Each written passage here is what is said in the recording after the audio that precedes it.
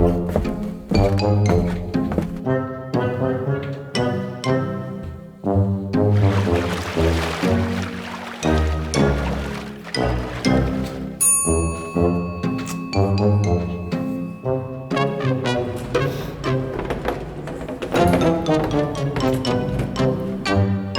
now that I got my lunges in and my hamstrings are on fire, welcome! How's everybody doing today? Today we have the Sony A7C. I've been waiting to get my hands on this camera, test it out. I kind of felt like it was one of those cameras that I definitely could not judge before using it. Some cameras you look at and you're like, yeah, alright, I got no interest in that thing whatsoever.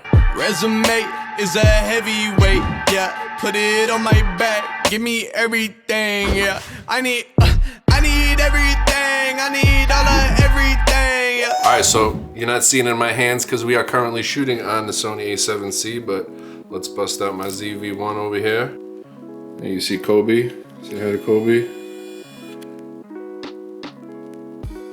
Hi, big boy. Hi, big boy. You a good boy? You a good boy? Yeah? Sometimes, right? Yeah, you're a good boy. So today's setup, we are working on the Sony A7C. We got the flip screen there, which I love. That is the Sony 20mm f1.8. That is the Sony microphone model that I'll never remember the name of, but it is a phenomenal microphone. Most people are comparing it to the A7 III.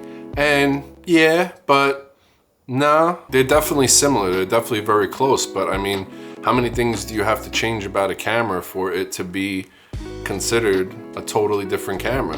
They changed the entire body style. They threw it in basically an A6600 body. We got a flip screen now. We have the gyro image stabilization. We have a new color science. It's a whole new camera there. But there are a lot of similarities. The A7C and A7 III are kind of like twins, and one just slightly more handsome than the other, you know? Most people like him. He's a little bit funnier.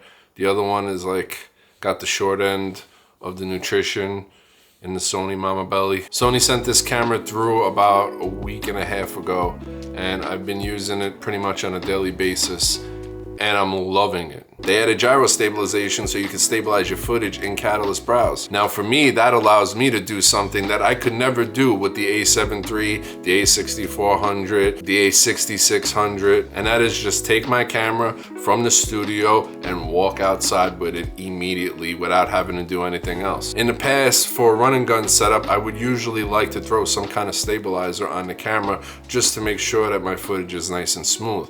But now I don't have to worry about that. Sony is stepping it up. I know Catalyst Browse can be a pain. It is a pain to run your footage through a whole separate program that takes quite a bit of time to process and stabilize your footage before you even bother editing, but the outcome is always great. I love Catalyst Browse. I just wish those stabilization features were built into the camera, which I think will eventually come from Sony. But my honest opinion is Sony now has the best stabilization in the game out of all the camera manufacturers. And you say, well, it's gyroscopic stabilization, it's not real stabilization, it's not optical. Well, neither are GoPros, and people seem to be in love with action camera stabilization. Sony's doing the exact same thing. My main criticism with this camera is, in almost 2021, I really would have liked to have seen 4K 60 on a camera at this price point from Sony, just to be able to compete a little bit more with the R6.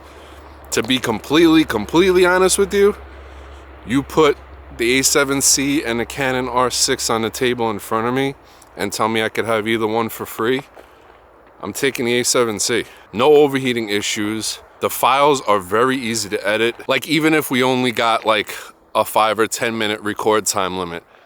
A lot of people don't like 60 frames per second for slow motion. I think it's perfectly fine to get the point across. My biggest issue with the A7 III was the image stabilization. And for me, at least for me it's fixed.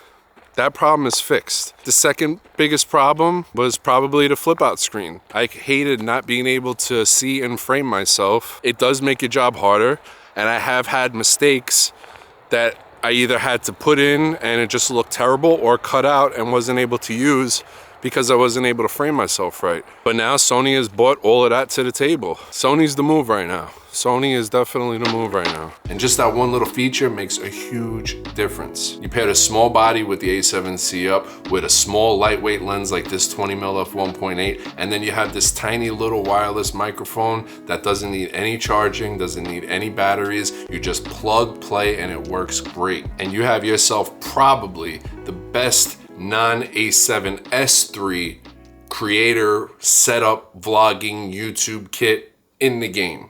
In my opinion, loving the direction that Sony is going in right now, and I hope they just keep that train pushing, just keep going with it. I got a lot more videos coming out with the A7C. I have a few lenses that I'm excited to test out and do some reviews on, so stay tuned. Make sure you subscribe if you are not already.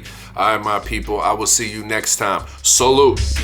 Everything, man.